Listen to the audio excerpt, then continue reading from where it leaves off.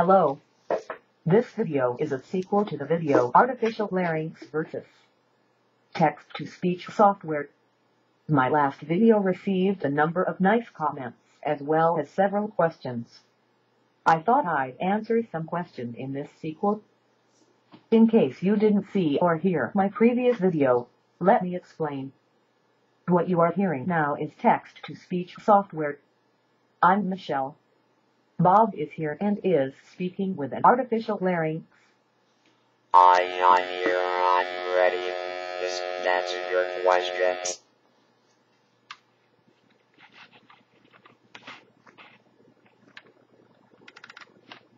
As you can hear, there is quite a difference.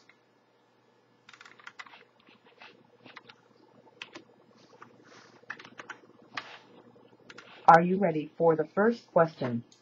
Ready when you are.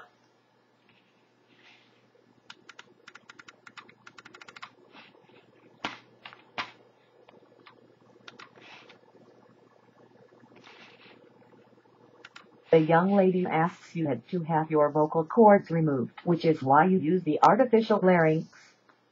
But aren't there some who have a familiar surgery yet cannot use the artificial larynx? Let me repeat the question just in case you didn't catch that. A young lady asks, you had to have your vocal cords removed, which is why you use the artificial larynx. But aren't there some who have had a similar surgery yet cannot use the artificial larynx? That's correct. Sometimes after a laryngectomy, there is scarring from radiation that can toughen the skin around the throat. You use an artificial larynx by pressing the device to your throat in the approximate area of your larynx. If the skin is really thick there or scarred, it may be difficult for the sound to go into your throat, so you may hear the buzzing, you may see the person speaking, the lips will be moving, but there won't be any voice. No natural voice, of course, and you won't get the speech sounds from the electronic larynx.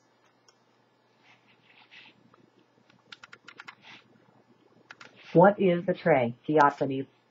How does a tracheostomy affect your voice? A tracheostomy is basically an opening at the base of your throat that helps you to breathe when you've had some sort of injury, usually.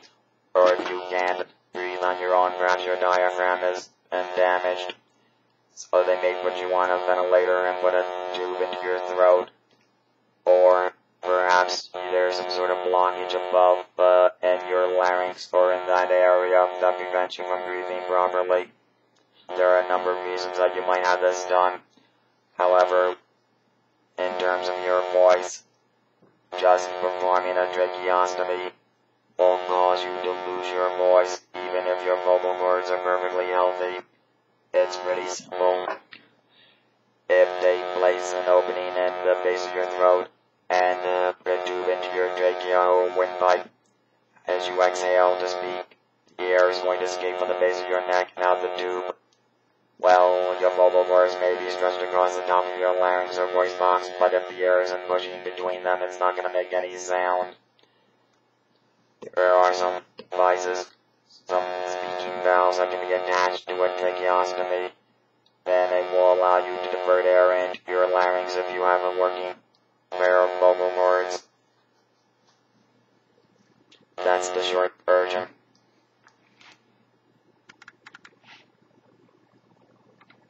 Here is a question that we get quite regularly. What is this image that we see during these videos?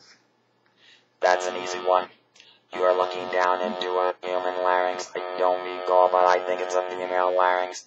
What you're seeing are the vocal cords positioned for speech or singing or some sort of vocalization. They're drawn together. Air will go between them and blow them apart, making a buzzing sound, creating a voice.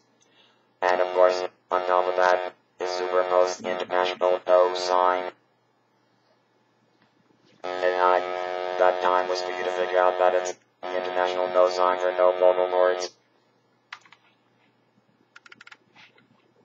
Why do you use this image? I prefer to remain anonymous. It gives me a little more flexibility in answering questions, and I've also got a couple of videos dealing with embarrassing moments, and it makes it easier to speak freely, so to speak. That's about it for now. Thanks for listening and feel free to comment or send in more questions. I couldn't have said it better myself. Be well.